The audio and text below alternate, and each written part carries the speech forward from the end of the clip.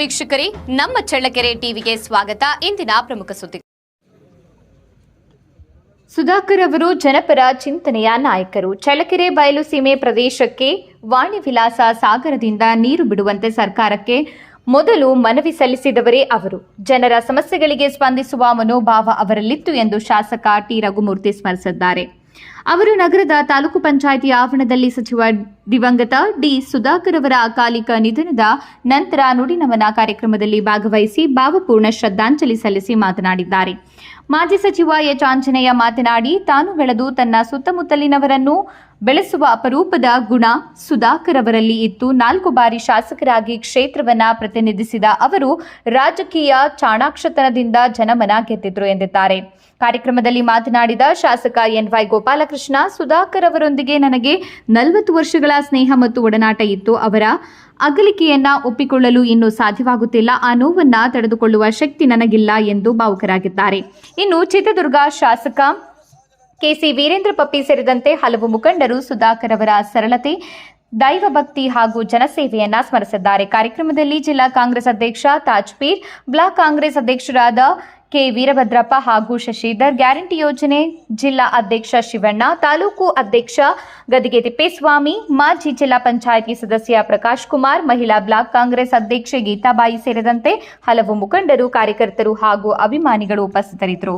ಜಿಲ್ಲಾ ಕಾಂಗ್ರೆಸ್ ಅಧ್ಯಕ್ಷರಾಗಿ ಕಾರ್ಯಾಧ್ಯಕ್ಷರು ಮತ್ತು ಪ್ರಭಣ್ಣವರು, ಎಲ್ಲ ಜಿಲ್ಲಾ ಮತ್ತು ಶಿವಣ್ಣ, ಗದಿಗೆ ತಿಪ್ಪೇಸ್ವಾಮಿ ಅವರು, ಸಂಪತ್ ಕುಮಾರ್ ಅವರು, ನಮ್ಮ ಬಾಬುರೆಡ್ಡಿ ಅವರು, ರವಿಕುಮಾರ್ ಅವರು, ಪ್ರಕಾಶ್ ಮೂರ್ತಿ ಅವರು, ಆದಿಯಾಗಿ ನಮ್ಮ ಬ್ಲಾಕ್ ಕಾಂಗ್ರೆಸ್ ಇಬ್ಬರು ಮತ್ತು ನಮ್ಮ ಸುಧಾಕರ್ ಅವರ ಎಲ್ಲ ಅಭಿಮಾನಿ ಬಂಧುಗಳೇ ಮತ್ತು ಮಾಧ್ಯಮದ ಸ್ನೇಹಿತರೆ, ಈಗಾಗಲೇ ಬಹಳಷ್ಟು ಸುದೀರ್ಘವಾಗಿ 11:30ರಿಂದ ಈ ಸಭೆ ಪ್ರಾರಂಭ ಆಗಿ ಇನ್ನು ಮುಂದುವರಿತಾ ಇದೆ. ಈ ಸಭೆಯನ್ನು ಕುರಿತು ಈಗಾಗಲೇ ನಮ್ಮ ಸೈಯದ್ ಸಾಹೇಬರು ಮೊದಲನೇದಾಗಿ ಪ್ರಾಸ್ತಾವಿಕವಾಗಿ ಪ್ರಾರಂಭ ಮಾಡ್ತಾರೆ. ಅದ ನಂತರ ಆಂಜನೇಯನವರು ಇರ್ಬೋದು, ನಮ್ಮ ಗೋಪಾಲಕೃಷ್ಣಣ್ಣವ್ರು ಇರ್ಬೋದು, ನಮ್ಮ ಪ್ರಭುದೇವಣ್ಣವ್ರು ಇರ್ಬೋದು, ಜೊತೆಗೆ ಬಾಬಣ್ಣವರು, ಶಿವಣ್ಣವರು, ನಮ್ಮ ಬಾಬುರೆಡ್ಡಿ ಅವರು, ಗೀತಾಬಾಯಿ ಅವರು, ಜೊತೆಗೆ ಆಲೇಶ್ ಅವರು ಅಂತ ಚಳ್ಳಕೆರೆಯ ಸುತ್ತಮುತ್ತಲು ಚಿತ್ರದುರ್ಗ ಕ್ಷೇತ್ರದ ಆತ್ಮೀಯ ಯುವ ಶಾಸಕರಾದಂಥ ವೀರೇಂದ್ರ ಪಪ್ಪಿ ಅವರೇ, ಅದೇ ರೀತಿಯಾಗಿ ಈ ಸಭೆಯಲ್ಲಿ ಭಾಗವಹಿಸಿ ಈಗಾಗಲೇ ಮಾತನಾಡಿ ಸಭೆಯಿಂದ ನಿರ್ಗಮಿಸಿದಂಥ ಆಂಜನೇಯಣ್ಣವರೇ, ಅವರು ಶ್ರೀನಿವಾಸ್ ಜೊತೆ ಸೇರಿ ಅವರನ್ನು ಭೇಟಿಯಾಗಕ್ಕೆ ಇಲ್ಲಿ ಚಳ್ಳಕೆರೆಗೆ ಬಂದ್ವಿ. ಆಮೇಲೆ ಹಿರಿಯೂರಿಗೆ ಹೋದ್ವಿ. ಆಮೇಲೆ ಚಿತ್ರದುರ್ಗದಲ್ಲಿ ಸಿಕ್ಕಿದ್ರು. ಅವತ್ತು ಅವರ ಮೊದಲನೇ ಭೇಟಿ, ಅವತ್ತಿನಿಂದ ಹಿಡಿದು ಏನು ಮೊನ್ನೆ ನಿಧನವಂತರವರು 9ನೇ ತಾರೀಕು ರಾತ್ರಿ ಅಲ್ಲಿವರೆಗೂ ಕೂಡ ಅವ್ರ ಜೊತೆ ನಮ್ಮದು ಒಡನಾಟ, ಅವ್ರ ಜೊತೆನೇ ಇದ್ದಂಥದ್ದು. ರಾಜಕೀಯದಲ್ಲಿ ಈಗಾಗಲೇ ಅವರು 4 ಬಾರಿ ಶಾಸಕರಾಗ್ತಾರೆ. ಚಳ್ಳಕೆರೆನಲ್ಲಿ 1 ಬಾರಿ, ಹಿರಿಯೂರಲ್ಲಿ 3 ಬಾರಿ ಶಾಸಕರಾಗಿ ಈ ಕರ್ನಾಟಕ ರಾಜ್ಯವನ್ನು 2 ಬಾರಿ ಸಚಿವರಾಗಿ ಪ್ರತಿನಿಧಿಸ್ತಾರೆ. ಖಂಡಿತವಾಗ್ಲೂ ಈಗಾಗಲೇ ಎಲ್ಲರೂ ಹೇಳಿದ್ರು, ಆಂಜನೇಯಣ್ಣವ್ರು ಹೇಳಿದ್ರು, ನಮ್ಮ ಪ್ರಸಾದ್ ಎಲ್ಲರೂ ಹೇಳಿದಂತೆ ಶಾಸಕರಾಗಲಿಕ್ಕೆ ಜಾತಿ ಬಲ ಬಹಳಷ್ಟು ಮುಖ್ಯ. ನಿಜವಾಗ್ಲೂ ಕೂಡ ನಾನು ದೇವರಾಜ ಅರಸರವರ ಅನುಯಾಯಿ, ದೇವರಾಜ ಅರಸರ ತತ್ವ ಸಿದ್ಧಾಂತವನ್ನ ಒಪ್ಕೊಂಡಿರ್ತಕ್ಕಂಥದ್ದು, ಸಾಮಾಜಿಕ ನ್ಯಾಯದ ಪರ ಇರ್ತಕ್ಕಂಥವ್ ನಾನು ಅಂತ ಮಾಡಿತು. ಕಾರಣ ಏನಂದ್ರೆ, ಒಂದು ಈ ಸಮಾಜದಲ್ಲಿ ರಾಜಕೀಯದಲ್ಲಿ ಹೆಚ್ಚು ಬಲ ಯಾವುದಪ್ಪ ಅಂದ್ರೆ ತೋಳಬಲ, ಜನಬಲ, ಅಧಿಕಾರದ ಬಲ. ಈ ತೋಳುಬಲ ಮತ್ತು ಜಾತಿ ಬಲ ಇವೆರಡು ಬಹಳ ಪ್ರಮುಖವಾಗಿ ಅಪಾಯಕಾರಿಯಾದಂಥ ಶಬ್ದಗಳಾಗಿದ್ರೂ ಕೂಡ ಅವೇ ಪ್ರಮುಖವಾದಂಥ ಪಾತ್ರ ವಹಿಸ್ತಾ ಇರೋದು ಕೂಡ ನಮ್ಮಂಥ ರಾಜಕಾರಣಿಗಳಿಗೆ ಅದು ಅಪಾಯನೂ ಕೂಡ ತಂದೊಡ್ಡಿದೆ. ಇಂಥ ಒಂದು ಸಂದರ್ಭದಲ್ಲಿ ತೋಳುಬಲ, ಅವರಿಗೆ ಜಾತಿ ಬಲ ಇಲ್ಲ, ಜನಬೆಂಬಲ ಇಲ್ಲ. ಜನಬೆಂಬಲ ಇತ್ತು, ತೋಳುಬಲ, ಜಾತಿ ಬಲ ಇರಲಿಲ್ಲ. ಈ 2 ಬಲ ಇಲ್ಲದಂಥ ಒಬ್ಬ ವ್ಯಕ್ತಿ 4 ಬಾರಿ ಶಾಸಕರಾಗ್ತಾರೆ ಅಂದರೆ ಅದು ಸಾಮಾನ್ಯ ಅಲ್ಲ.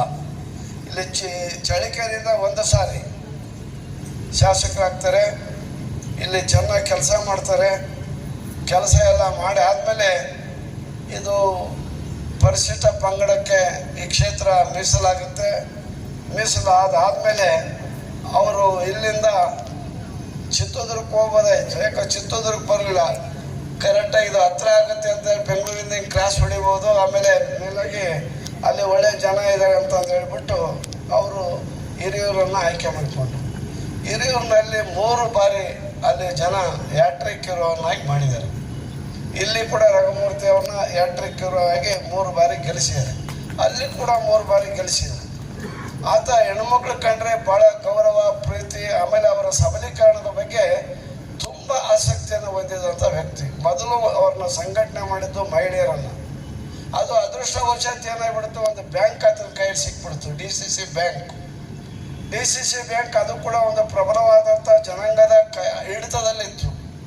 ಅದನ್ನು ಅಧಿಕಾರವನ್ನು ತೆಗೆದುಕೊಂಡು ಅಲ್ಲಿ ಕೂಡ ದಾಖಲೆಯ ಒಂದು ಇದನ್ನು ಮಾಡಿದ್ದಾರೆ, ರೆಕಾರ್ಡ್ ಮಾಡಿದ್ದಾರೆ. ಎಲ್ಲ ಬ್ಯಾಂಕು ಕೂಡ ನಷ್ಟದಲ್ಲಿದ್ದರೆ ಅದು ಲಾಭದಾಯಕವಾದಂಥ ಒಂದು ಬ್ಯಾಂಕ್ ಅಂತ ಮಾಡಿದ್ದಾರೆ. ಇರ್ಬದ್ರ ನೀವು ಮೆಂಬರ್ ಲಾಸ್ಟ್ ಟೈಮ್ ಇದ್ರಿ? ಹೌದು, ನಾವೇ ತಗ್ಸಿದ್ದೀವಿ ನಿಮ್ಮನ್ನು.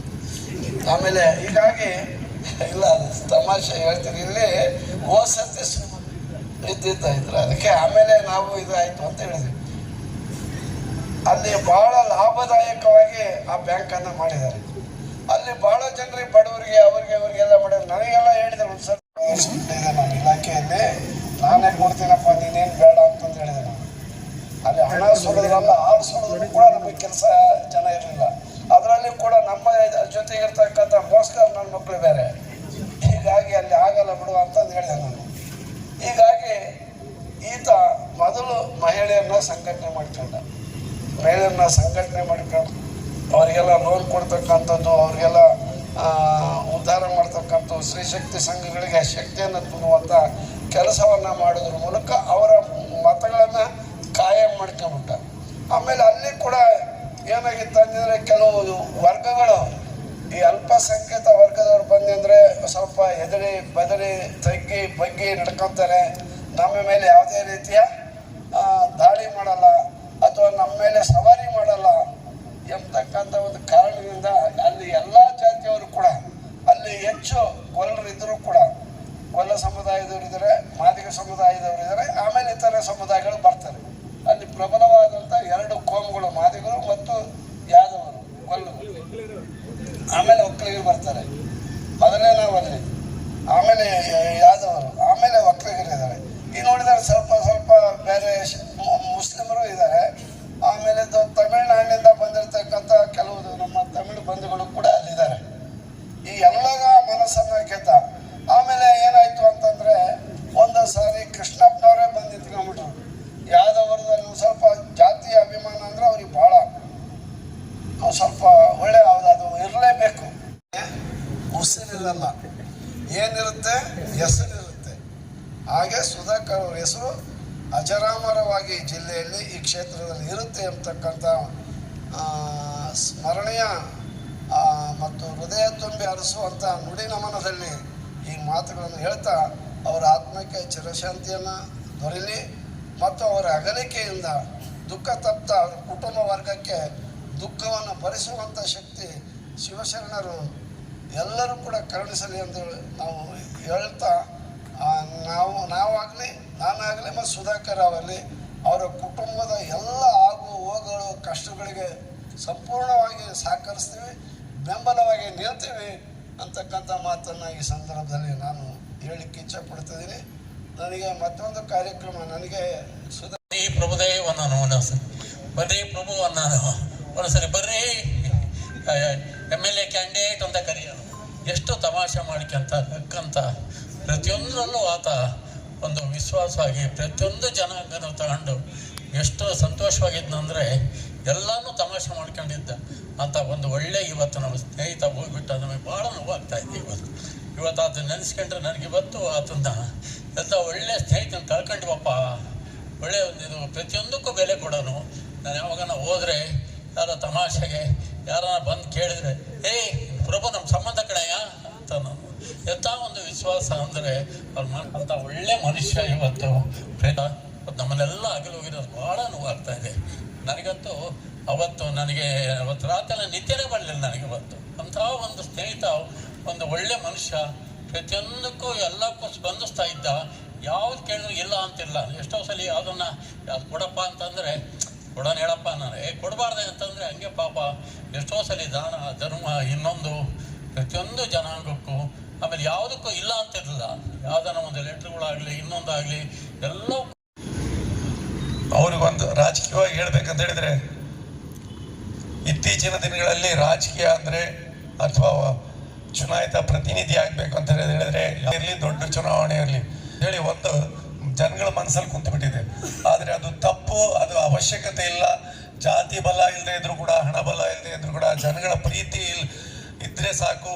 ಯಾವುದೇ ಸಮುದಾಯದವರಿರಲಿ, ಕಡಿಮೆ ಜನಸಂಖ್ಯೆ ಇರ್ತಕ್ಕಂಥ ಸಮುದಾಯದವರು ಕೂಡ ಜನಗಳ ಮನಸ್ಸಿನಲ್ಲಿ ಜಾಗ ಮಾಡಿ ಸೇವೆ ಮಾಡಿ ಜನಪ್ರತಿನಿಧಿ ಆಗ್ಬೋದು ಅಂತ ಹೇಳಿ ನಿಜ ಜನ್ಮಾನ್ಯ ಸುಧಾಕರ್ ಸಾಹೇಬರು ಇಡೀ ಒಂದು ನಮ್ಮ ಜಿಲ್ಲೆಗಷ್ಟೇ ಅಲ್ಲ, ರಾಜ್ಯಕ್ಕಷ್ಟೇ ಅಲ್ಲ, ಇಡೀ ದೇಶಕ್ಕೆ ಒಂದು ಉದಾಹರಣೆ, ಒಂದು ಸಂದೇಶ ಅಂತ ಹೇಳಿ ಈ ಸಂದರ್ಭದಲ್ಲಿ ನಾನು ಹೇಳಿಕ್ಕೆ ಇಷ್ಟಪಡ್ತೀನಿ.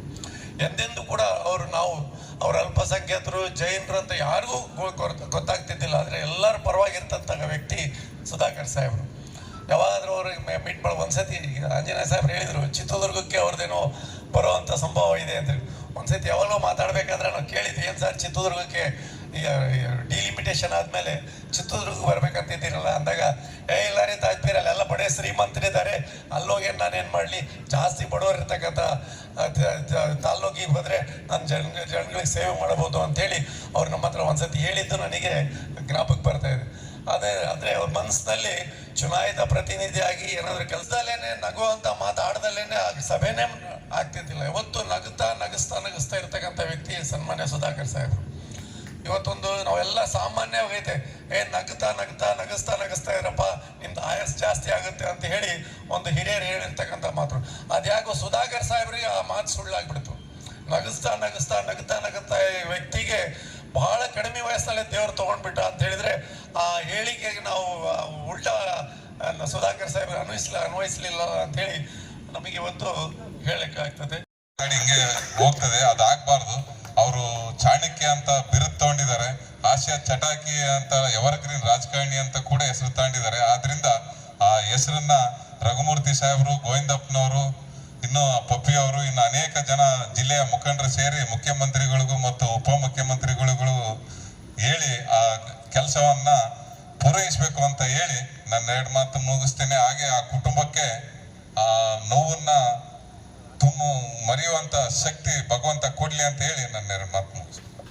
ಚಿಕ್ಕಪ್ಪನವರಾಗಿರಲಿ, ಸುಧಾಕರ್ ಅವರಲ್ಲಿ, CMC ಕುಮಾರ್ ಅವರಾಗಿರಲಿ, ಸುರೇಶ್ ಕುಮಾರ್ ಆಗಿರಲಿ, ಮಾವೀರ್ ಆಗಿರಲಿ, ಎಲ್ಲರೂ ಕೂಡ ನನಗೆ ಬಂದೋಳದ ರೀತಿಯಲ್ಲಿ ಇರ್ತಾಯಿದ್ರು. ಸಾಕಷ್ಟು ಸಾರಿ ಅವ್ರ ಮನೆಯಲ್ಲಿ ಊಟದ ವ್ಯವಸ್ಥೆ ಮಾಡಬೇಕಾದ್ರೆ ನಾನು ಅಲ್ಲೇ ಮನೆಗೆ ಹೋಗಿ ಊಟ ಮಾಡ್ತಾಯಿದ್ದೆ, ತಿಂಡಿನೂ ಅಲ್ಲಿ ತಿಂತಾಯಿದ್ದೆ. ಅವ್ರ ತಾಯಿ, ಅವ್ರ ತಂದೆ, ಅವ್ರ ಜೊತೆಗೆಲ್ಲ ಭಾಳಷ್ಟು ಒಂದು ಒಳ್ಳೆಯ ಅನುಭವಗಳನ್ನು ಹಂಚ್ಕೊಳ್ಳೋಂಥ ಒಂದು ಸಂದರ್ಭ ಸುಧಾಕರ್ ಅವರು ಮಾಡಿಕೊಟ್ಟಿದ್ರು. ಇವತ್ತು ನಿಜವಾಗ್ಲೂ ನಾವು ಭಾಳ ನಿರೀಕ್ಷಿತವಾಗಿ ಅವತ್ತು ನಾನು ರಘುಮೂರ್ತಿ ಅವರು 25ನೇ ತಾರೀಕು ಅಸೆಂಬ್ಲಿ ಕಾರ್ಯಕ್ರಮ ಮುಗಿದ ನಂತರ ಅಡ್ಜರ್ನ್ ಆಗಿತ್ತು 1-2 ಗಂಟೆ. ಆ ಟೈಮ್ನಲ್ಲಿ ನಾವು ಲಾಂಜ್ನಲ್ಲಿ ಬಂದು ನಾನು, ಸುಧಾಕರ್ ಅವರು ಮತ್ತು ನಮ್ಮ ರಘುಮೂರ್ತಿಯವರು ಇನ್ನಿತರೆ ಸ್ನೇಹಿತರುಗಳೆಲ್ಲ ಕೂತ್ಕೊಂಡು ಅಲ್ಲಿ ಊಟ ಮಾಡ್ತಾಯಿದ್ವಿ. ಜೊತೆಗೆ ಭಾಳ ತಮಾಷೆಯಾಗಿ ಊಟ ಮಾಡಿದ್ವಿ. ಭಾಳ ನಗಲಗ್ತಾ ಸಂತೋಷವಾಗಿ, ಸಂತೋಷಕೂಟ ಒಂಥರ ರೀತಿಯಲ್ಲೂ ಕೂಡ ನಾವು ಹಂಚ್ಕೊಂಡ್ವಿ. ಆ ದಿವಸದಲ್ಲಿ ನಿಜವಾಗ್ಲೂ ಕೂಡ ನಾವು ಅಂದ್ಕೊಂಡಿರಲಿಲ್ಲ. ನೆಕ್ಸ್ಟ್ ಡೇ ನಾನು ಬೆಂಗಳೂರಿನಿಂದ ರಾಂಪುರಕ್ಕೆ ಬಂದಮೇಲೆ 2ನೇ ದಿವಸದಲ್ಲಿ ನನಗೆ ಒಂದು ಫೋನ್ ಕಾಲ್ ಬಂತು. ಸುಧಾಕರ್ ಸೀರಿಯಸ್ ಆಗ್ತಕ್ಕಂಥ ಸಮಸ್ಯೆಗಳು ಯಾವುದೂ ಇರಲಿಲ್ಲ ನನಗೆ ಕಂಡಂಗೆ. ಅಂಥ ಸಮಸ್ಯೆ ಇದ್ದಕ್ಕಿದ್ದಂಗೆ ಈ ರೀತಿ ಆಯ್ತಲ್ಲ ಅಂಥೇಳಿ ಭಾಳಷ್ಟು ಅನುಮಾನ ಕೂಡ ನನಗೆ ಅವಕಾಶಗಳಾಯಿತು. ಏನಾಗಿರ್ಬೋದು ಅನ್ನೋ ಒಂದು ಭಾವನೆ ಕೂಡ ನನ್ನ ಮೇಲೆ ಬಂತು. ಆಮೇಲೆ ರಘುಮೂರ್ತಿ ಅವ್ರಿಗೆ ಫೋನ್ ಮಾಡಿ ಏನಪ್ಪ ಹೀಗಾಗಿದೆ ಅಂತ ಹೇಳಿದ್ರೆ, ಇಲ್ಲಣ್ಣ ಅವರಿಗೆ ಮೊಣಕಾಲಿಂದ ಏನೋ ಸ್ವಲ್ಪ ಶಸ್ತ್ರಚಿಕಿತ್ಸೆ ಆಗಿ ಅದರಿಂದ ಸ್ವಲ್ಪ ಏನೋ ಎಫೆಕ್ಟ್ ಆಗಿ ತೊಂದರೆ ಆಗಿದೆ ಅಂತ ಡಾಕ್ಟರ್ ಹೇಳ್ತಾರೆ ಅಂತ. ನಮ್ಮ ದೃಷ್ಟಿಯಲ್ಲಿ ಅದು ಅಗಾಧವಾಗಿರ್ತಕ್ಕಂಥ ಒಂದು ಕಾಯಿಲೆ ಅಂತೇಳಿ ಖಂಡಿತ ಅದು ಈ ಒಂದು ಸಂದರ್ಭಕ್ಕೆ ಈ ಮಟ್ಟಕ್ಕೆ ತಗೊಂಡು ಹೋಗ್ತದೆ ಅಂತ ಕೂಡ ಅಂದ್ಕೊಂಡಿರಲಿಲ್ಲ. ಆದರೆ ಕಡೆಗೆ ಅವರ ಜೀವನನೇ ಅದರಿಂದ ಕಳ್ಕೊಳ್ಳೋಂಥ ಒಂದು ಪರಿಸ್ಥಿತಿ ಕೂಡ ಬಂತು ಅಂತ ಹೇಳಿದ್ರೆ ನಿಜವಾಗ್ಲೂ ಭಾಳಷ್ಟು ಮನಸ್ಸಿಗೆ ನೋವಾಯ್ತು. ನಿಮಗೆ ನೇರವಾಗಿ ಹೇಳ್ತೀನಿ, ನಾನು ನಿಜವಾಗ್ಲೂ ಕೂಡ ನಾನು ಹಾಸ್ಪಿಟ್ಲಿಗೆ ಹೋಗಲೇ ಇಲ್ಲ ನೋಡಲಿಕ್ಕೆ. ನಾನು ಅದಕ್ಕೆ ಕಾರಣ ಏನಂದರೆ ಅವನು 40 ವರ್ಷದಿಂದ ನನ್ನ ಜೊತೆಗಿದ್ದಂಥ ಹುಡುಗ. ಅವನು ಸುಮಾರು 25 ವರ್ಷದಿಂದ ನೀವೇ ಲೆಕ್ಕ ಹಾಕ್ಕೊಳ್ಳಿ. ಅವ್ನು 39-40 ವರ್ಷದಿಂದ ಇರ್ತಕ್ಕಂಥ, ಇನ್ನೂ ML ಆಗಿರಲಿಲ್ಲ, ಇನ್ನೂ ರಾಜಕೀಯಕ್ಕೆ ಇನ್ನೂ ಪಾದಾರ್ಪಣೆ ಆಗಿರಲಿಲ್ಲ. ಅಂಥ ಸಂದರ್ಭಗಳಿಂದ ಕೂಡ ನನ್ನ ಜೊತೆಗೆ ಬಂದಿರತಕ್ಕಂಥ ವ್ಯಕ್ತಿ ಈ ಥರ ಹಿಂಗಾಗೋಯ್ತಲ್ಲ ಅಂತೇಳಿ ಭಾಳ ನೋವಾಯಿತು. ಅಂಥ ಒಂದು ಪರಿಸ್ಥಿತಿಯಲ್ಲಿ ಒಳ್ಳೆತನದಿಂದ ಅವನ ಮುಖಲಕ್ಷಣಗಳು, ಯಾವತಕ್ಕಂಥ ನಗುಭಾವನೆಗಳು, ಅವನಲ್ಲಿರ್ತಕ್ಕಂಥ ಒಂದು ಸ್ನೇಹದ ಸಂಬಂಧದ ಹಂಚಿಕೆ, ಇವೆಲ್ಲನೂ ಯೋಚನೆ ಮಾಡಿ ಭಾಳ ನೋವಾಯಿತು. ಕಡೆ ದಿನಗಳಲ್ಲಿ ಯಾರು ಬಂದರೂ ಕೂಡ ಹೇಳ್ತಾಯಿದ್ರು, ಮಖ ನೋಡೋಂಗಿಲ್ಲ, ಮಖ ಈ ಥರ ಆಗಿಬಿಟ್ಟಿದೆ ಅಂತೇಳಿ. ಹೀಗಾಗಿ ಅಂಥ ಪರಿಸ್ಥಿತಿಯಲ್ಲಿ ಹೋಗಿ ನೋಡೋದು ಇನ್ನೇನು ಮತ್ತೆ ನಮಗೆ ಭಾಳಷ್ಟು ನೋವಾಗಿದೆ ಅಂತೇಳಿ ಅಂದ್ಕೊಂಡು ಸುಮ್ಮನೆ ಆದ್ವಿ ನಾವು. ಆದರೂ ಕೂಡ ಇವತ್ತು ನಮ್ಮನ್ನು ಆಗಲಿ ಭಾಳ ಅನಿರೀಕ್ಷಿತ ಇದೆ, ನಿಜವಾಗ್ಲೂ ಕೂಡ 100% ಭಾಳ ಅನಿರೀಕ್ಷಿತವಾಗಿರ್ತಕ್ಕಂಥ ಒಂದು ಸನ್ನಿವೇಶ ಅಂತ ಹೇಳ್ಕೊಬೋದು, ಒಂದು ಸ್ಥಿತಿ ಒದಗಿತಲ್ಲ ಅಂತೇಳಿ ನಾವು ಅಂದ್ಕೋಬೋದು. ಜಿಲ್ಲಾ ಮಂತ್ರಿ ಮೊದಲು ಒಂದ್ಸರಿ ಆಗಿದ್ರು. ನಾನು ಕಾಂಗ್ರೆಸ್ನಲ್ಲಿ ಇರಬೇಕಾದ್ರೆ ಇಂಡಿಪೆಂಡೆಂಟ್ ಹಿರಿಯೂರಿನಲ್ಲಿ ನಿಂತ ಮೇಲೆ ಅವರು ಇಂಡಿಪೆಂಡೆಂಟ್ನಲ್ಲಿ BJP ಸರ್ಕಾರದಲ್ಲಿ ಯಡಿಯೂರಪ್ಪನವರು ಮುಖ್ಯಮಂತ್ರಿ ಆದಂಥ ಸಂದರ್ಭದಲ್ಲಿ BJP ಸರ್ಕಾರದಿಂದ ಅವರು ಸೋಷಿಯಲ್ ವೆಲ್ಫೇರ್ ಮಿನಿಸ್ಟರ್ ಕೂಡ ಆಗಿದ್ದರು. ಅವರು ಅದರ ಅನುಭವದ ಹಿಂದಗಡೆ ನಾನು ಸಾಕಷ್ಟು ಸರಿ ಬಂದು, ನನಗೆ ಕೂಡ CMC ಕುಮಾರ್ ಅವರು ಬಂದು ಸಾಕಷ್ಟು ಸರ್ ಅವ್ರ ಹತ್ರ ಕೂತ್ಕೊಂಡು ಯಾವ ರೀತಿ ಅಡ್ಮಿನಿಸ್ಟ್ರೇಷನ್ ನಡಿಬೇಕು, ಹೇಗೆ ನಡಿಬೇಕು ಅನ್ನೋದು ಕೂಡ ಅವರು ಮನೆಗೆ ಕರ್ಕೊಂಡೋಗಿ ಊಟ ಮಾಡ್ತಾ ಮಾತಾಡ್ತಾಯಿದ್ರು. ಅಂಥ ಒಂದು ದೊಡ್ಡ ಗುಣ, ದೊಡ್ಡ ವ್ಯಕ್ತಿತ್ವ ಅವರಲ್ಲಿತ್ತು. ನಾವು ಇರ್ತಕ್ಕಂಥ 4 ಜನ MLಗಳು ಸೇರಿಬಿಟ್ಟು ಅವ್ರು ಗೆಲ್ಲಿಸ್ತಕ್ಕಂಥ ಪ್ರಯತ್ನ ಕೂಡ ಹಿರಿಯೂರಲ್ಲಿ ಪ್ರತಿ ಹಳ್ಳಿಗಳಲ್ಲಿ ಓಡಾಡಿ ಗೆಲ್ಲಿಸ್ತಕ್ಕಂಥ ಕೆಲಸ ಮಾಡಿ ಅವರ ಸುಧಾಕರ್ ಅವರ ಋಣವನ್ನು ತೀರಿಸ್ತಕ್ಕಂಥ ಪ್ರಯತ್ನ ನಾವೆಲ್ಲರೂ ಮಾಡ್ತೀವಿ. ಹೀಗಾಗಿ ಇವತ್ತು ಸುಧಾಕರ್ನ ಸವಿನೆನಪಿನ ಒಂದು ಅವರಿಗೋಸ್ಕರ ಇವತ್ತು ಸುಧಾಕರ್ ಒಂದು ಶ್ರದ್ಧಾಂಜಲಿ ಕಾರ್ಯಕ್ರಮನ, ನುಡಿ ನಮನ ಕಾರ್ಯಕ್ರಮನ ತಂದುಕೊಂಡಿದ್ದೀರಿ. ನಿಜವಾಗ್ಲೂ ಭಾಳ ಸಂತೋಷ ಆಯಿತು. ಈ ಸಂದರ್ಭದಲ್ಲಿ ನಾವೆಲ್ಲ